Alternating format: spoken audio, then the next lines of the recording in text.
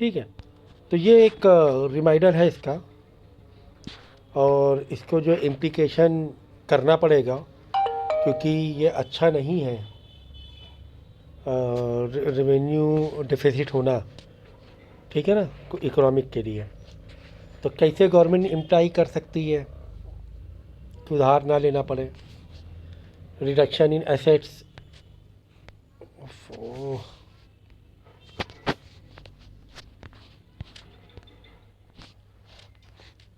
तो revenue deficit indicate dissaving on government. Revenue deficit क्या बता रहा है? रेवेन्यू डिफिसिट यही बता रहा है कि गवर्नमेंट पास सेविंग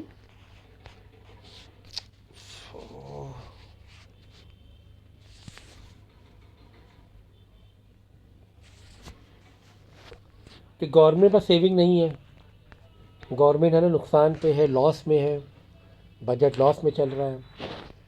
इन्फ्लेशनरी सिचुएशन आ जाती, महंगाई बढ़ जाती है, क्योंकि गवर्नमेंट को उधार लेके काम करना पड़ता है। जब उधार लेके काम करना पड़ता है तो टैक्सेस गवर्नमेंट को बढ़ाने पड़ते हैं, जिससे कि महंगाई बढ़ जाती है। मोर रेवेन्यू डिफिसिट, अब हमें क्या करना पड़ रहा है? उधार लेना पड़ रहा है। जब हम उधार लेंगे तो उसका इंटरेस्ट पे करना पड़ेगा, लोन लेंगे।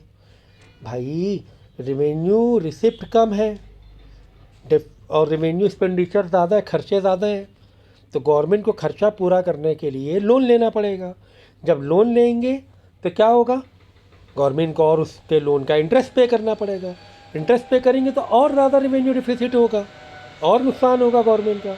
तो जल्दी से जल्दी गवर्नमेंट को रेवेन्यू डिफिसिट ख़त्म करना पड़ेगा, नहीं तो नुकसान होता जाएगा, बर्डन बढ़ता जाएगा, लोन लेना पड़ेगा, उसका भी इंटरेस्ट चढ़ता जाएगा। तो इससे बेहतर ही जल्दी से टैक्सेस बढ़ा दे, या फिर गवर्नमेंट ने खर्चे अपने कम करे, उसके जो भी रिमाइंडर फटाफट करना पड़ेगा, नहीं तो ये मल्टीप्लाई होता जाएगा, दिक्कत बढ़ती जाएगी। Increase burden on taxes, taxes पे बर्डन बढ़ जाएगा, क्योंकि it leads to repayment burden in future without capital formation. Public is asked to pay higher taxes. जब गवर्नमेंट के पास टैक्सेस या गवर्नमेंट के पास पैसा नहीं बचेगा तो गवर्नमेंट को इन्वेस्टमेंट कहाँ करेगी? गवर्नमेंट इन्वेस्टमेंट नहीं करेगी, गवर्नमेंट वापस से पैसा कहाँ से आएगा गवर्नमेंट के पास? तो एक पूरा साइकिल होता है ये, ऐसा साइकिल चलता रहेगा।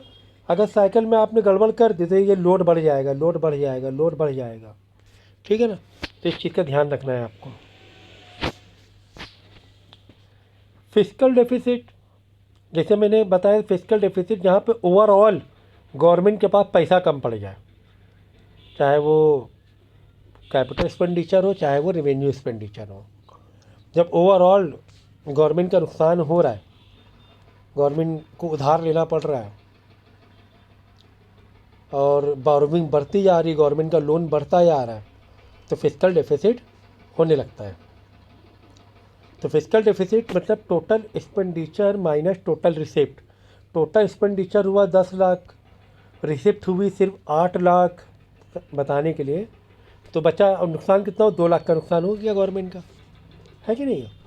तो इस तरीके से अब देखो, टोटल एक्सपेंडिचर, पहले रेवेन्यू देख रहे थे हम लोग, रेवेन्यू एक्सपेंडिचर, ये टोटल एक्सपेंडिचर मतलब रेवेन्यू भी आ गया एंड कैपिटल भी आ गया, दोनों एक्सपेंडिचर आ गए। और दोनों एक्सपेंडिचर अगर ज़्यादा हैं, किससे ज़्यादा है?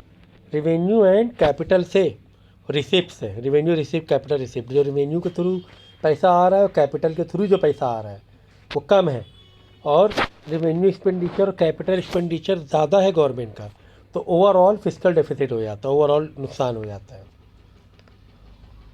ठीक है।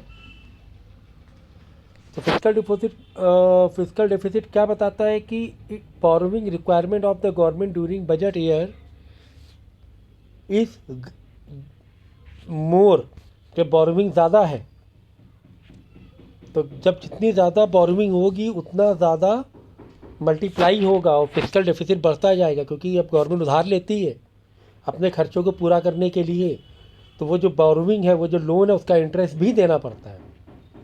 तो वो एक डेप्ट ट्रैप में फंस जाता है ना। भाई आपके पास पैसे आ रहे हैं, आपका खर्चा है 10 लाख रुपए, पैसे आ रहे हैं 8 लाख रुपए, नुकसान हुआ 2 लाख का। ये 2 लाख का आपने लोन लिया, नुकसान पे करने का। अब 2 लाख का लोन लिया, ये तो वापस करना ही करना है। इस 2 लाख के लोन को के ऊपर 20,000 का आपने इंटरेस्ट भी चढ़ा लिया। 2 लाख का लोन लिया, 2 लाख थोड़ा वापस करना पड़ेगा, ज़्यादा वापस करना पड़ेगा ना। 20,000 समझे ज़्यादा वापस करना पड़ रहा है। हो गया 2,20,000, यानी कि 2 लाख लोन लिया ही लिया। अब 20,000 रुपये कहाँ से दे लोन का पैसा? इस 20,000 को चुकाने के लिए फिर से 20,000 का लोन लिया कि कम से कम इंटरेस्ट तो पे करें, नहीं तो और नुकसान होता जाएगा, इंटरेस्ट चढ़ता जाएगा। तो डेप्थ ट्रैप पे फंस जाता है गवर्नमेंट, है ना। गवर्नमेंट का कोई भी नॉर्मल इंसान भी, अगर हम एक नॉर्मल पब्लिक की बात करें हम लोग, तो भी बिजनेसमैन हुआ तो डेप्ट ट्रैप में फंस जाता है वो, और लोन बढ़ता जाता है बढ़ता जाता है। एक टाइम आता है कि बिजनेस डूब जाता है, नुकसान हो जाता है। इसे बोलते हैं डेप्ट ट्रैप, एग्ज़ाम में आता है।